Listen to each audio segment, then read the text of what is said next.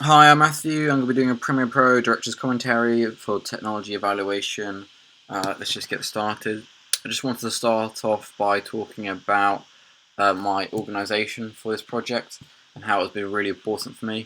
So as you can see, I've put everything in the correct files. I did this in case of corruption, which happened to me during AS, and I learnt from my mistake. And this is the third Premiere Pro project and is the fourth draft. So if I just talk about techniques during this evaluation and how I use them and how they improve the project. So 17 seconds in, which I've marked down, I'm going to be talking about layering and video layering, which you can also do audio, but I'm going to be talking about video layering. So I've been able to scale and angle a shot of news onto the TV screen, and the setting video is on V1, the base shot down here. The small news is on the V2, and I did ticker tape on a separate own channel, so I'm able to change what the text says and also scale it properly. I did add a color grade to V2, the small news shot.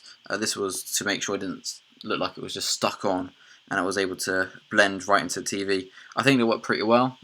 I mean, similarly over here, this is just a zoom into what you're seeing on the TV screen. I changed the ticker tape to yellow. It was originally black after doing some research and finding that conventions aren't that the ticker tape is black, it's yellow or red to stand out to the audience. I mean, I did add a top right PNG file just to make it transparent and make it look professional, give it a logo, and it just gives a lot of information, this particular shot, to the audience without the need of dialogue. If you take the dialogue out, you can just read the ticker tape, and it just takes advantage of the framing, allows me to put stuff on my framing that otherwise would just be completely empty. The space is down here and be a bit boring of a shot. Moving straight on, we're going to be talking about keyframing.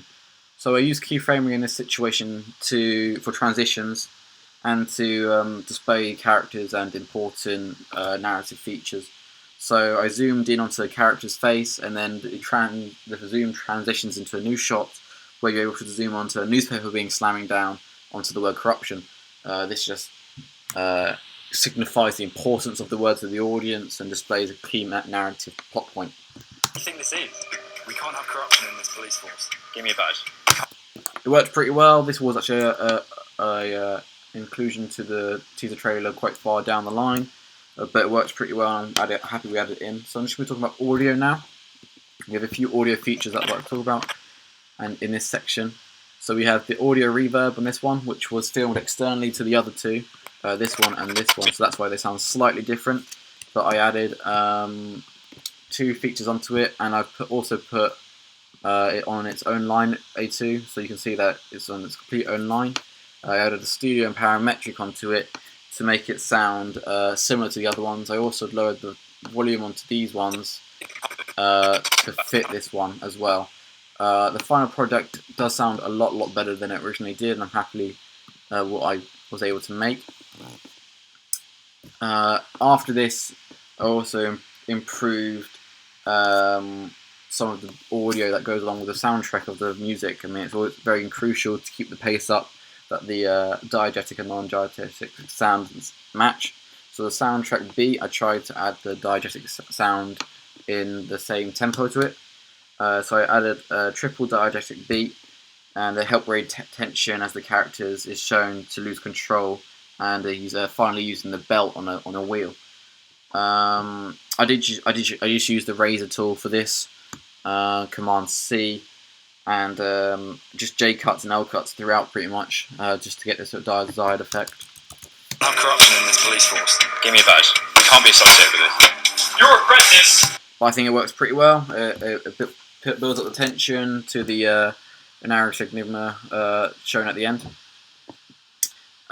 So I'm going to be talking about the adjustment layer, which is crucial throughout the entire project, but just talking about a certain part.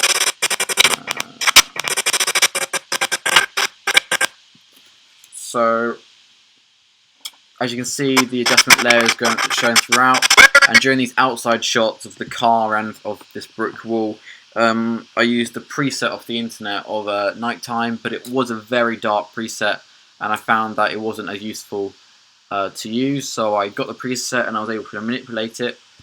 If we click here, you can see it's light today, and I was able to change the colours, and there was many colours I could change. I originally was on Spotlight and I changed to Omi.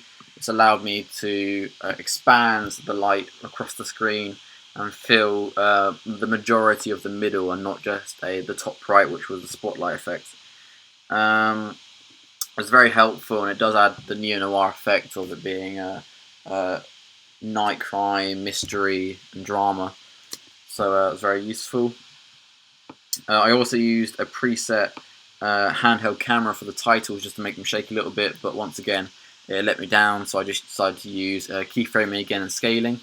But it did teach me how to go through that process after finding out about handheld cameras and how to manipulate and falsely create the effect of handheld cameras in post-production.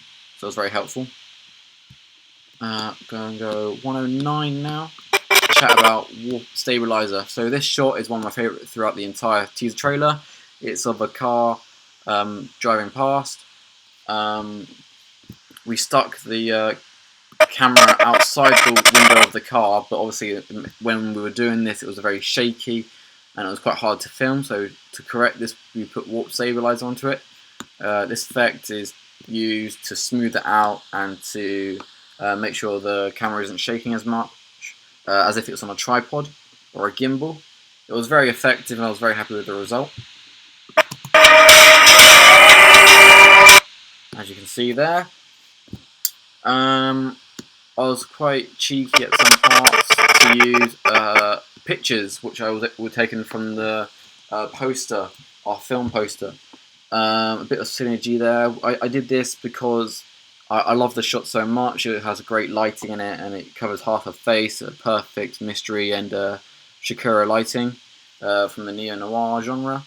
The picture shows our femme fatale, and I once again use keyframing and the positions to change and make it look like it's zooming into her face. And because the shots are so short, it does look like it's being filmed. If I didn't tell you that, hopefully you wouldn't see that is just a still shot. I do have a few of them scattered around, like here as well.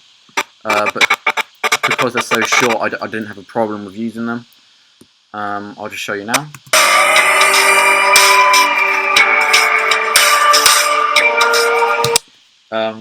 Once again, about the audio, I wanted to make sure that the soundtrack beat kept up with the tempo and the flow of the cuts. So that's why every beat I was able to use a quick pace and fast tempo. I mean, overall, the video, I use a lot of cross dissolves to fade to black and to fade back into new videos. That was used mostly on titles. And audio-wise, I use constant power and exponential fade. I mean, my main mission in this teaser trailer when I started was to make sure the framing was correct, the pace, color, and audio was very important features to me. I tried to maintain these throughout.